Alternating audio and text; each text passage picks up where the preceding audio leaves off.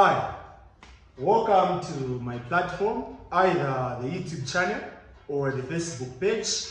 This is your tutor, Mr. Sensor, and in today's tutorial, on the verge of preparing adequately for an exam, we are going to consider an exam build-up lesson by placing our focus in Biology Paper 2 using a 2022 GCE exam.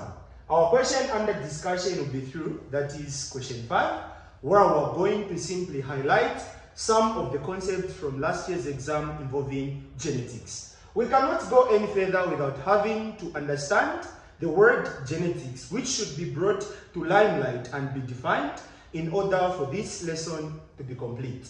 When we talk about genetics, basically we're trying to talk about inheritance, or in other cases we are trying to talk about hereditary.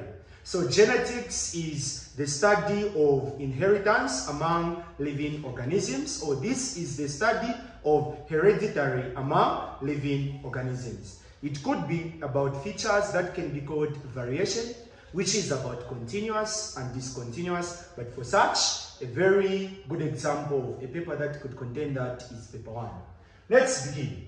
Question 5, then question letter A says, define each of the terms. 1, a gene. When we talk about a gene, we're trying to talk about that is the genetic makeup of the body, but in the sense that a gene is going to be a certain unit of inheritance. And having to talk about this, giving an example of a disease such as albinism, we can be able to find that we can use capital letter A and small letter a, which in actual sense should mean that a small letter as a gene is called a recessive gene, which causes a disease. And a capital letter for a gene and in terms of a disease is called a dominant gene, which is being able to describe an organism being normal. So when you talk about a gene, this is the basic unit of inheritance. In short, it is everything about genes that's going to describe the genetic makeup of the body. So I'm going to say this is the basic unit of inheritance. Then Roman numeral 2, genotype. When we talk about the genotype, now we're trying to relate to what an organism being an offspring has inherited from the parent. In that, we're trying to talk about the genetic makeup of the body in reference to what has been inherited.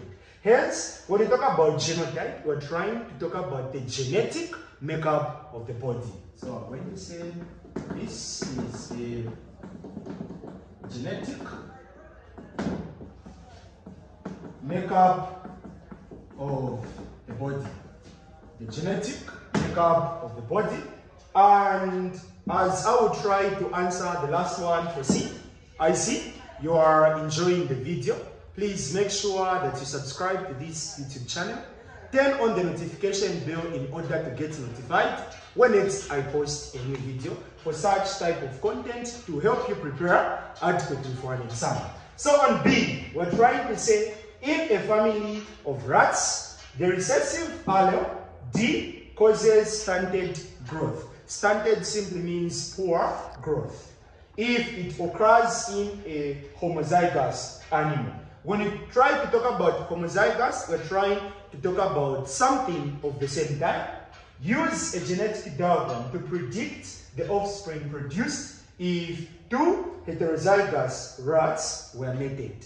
So in this case, when they tell us to say the allele D causes stunted growth, it means a small letter as a gene for a disease is the one that is responsible for that disease to be present in that offspring. So in this case, the condition is that if two heterozygous, the word hetero simply means different. So if we are using small letter d and capital letter D, and we are trying to talk about heterozygous, we are trying to talk about, that is the gene, capital letter D and small letter d, because homozygous can mean this, As long as they are of the same type, it's called homozygous. But as long as they are of different types, it's called heterozygous. And in this case, the question is quite simple because we have to cross something of the same type, which means we're going to use heterozygous. Whatever we use on the first is what we use on the second. So the first one, we're going to say parental phenotype. When we talk about parental phenotype, we're simply trying to describe what is being involved in the genetic diagram. By that, we mean if we say something is heterozygous and there is a certain disease cause, it's as good as saying something is normal phenotypically. So which means we're going to talk about that is a normal rat and X that is a normal rat. So which means a male normal rat and a female normal rat. But don't forget, heterozygous will have a capital for normal. Then there will be that small letter D, which will mean they will be carriers. So then we're going to talk about parental phenotype, genotype. So on the parental genotype, we're going to describe how we're going to display that. So we're simply going to say D and small letter D, then D and small letter D. This, as in the difference, the way we've arranged, is what is being known as heterozygous. Had the question said if two homozygous, it means we would have only written small letter D's, implying to say this is a stunted rat. Then we're going to talk about gametes. When we talk about gametes, it's either you can write these genes separately by using a space, or you can circle them. So in that manner, we can just say D, then we leave a space, another D, capital letter D, and small letter d. Then we can begin crossing.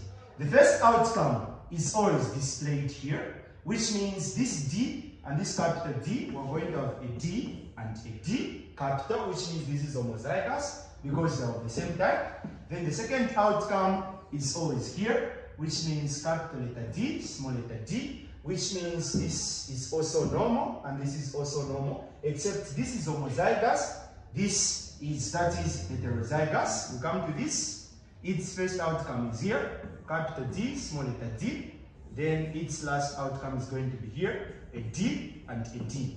So I'm going to say genotypes of the filial or the first generation. Then we're going to lastly talk about, that is, the phenotypes of F1. So this one is going to be normal. Then this one is also normal. Then this one is also normal. But lastly, this one is stunted.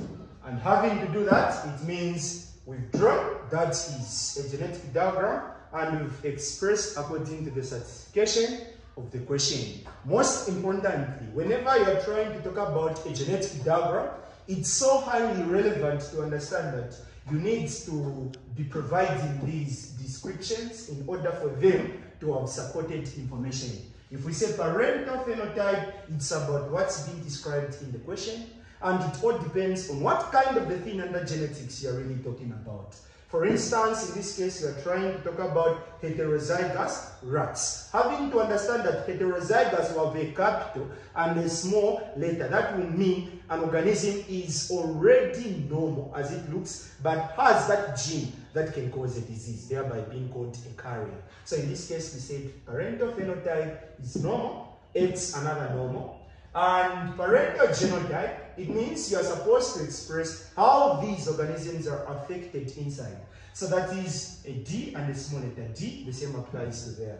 Then when it comes to gametes, it's either you can separate these in this way, or after separation you can either circle them, either of the two.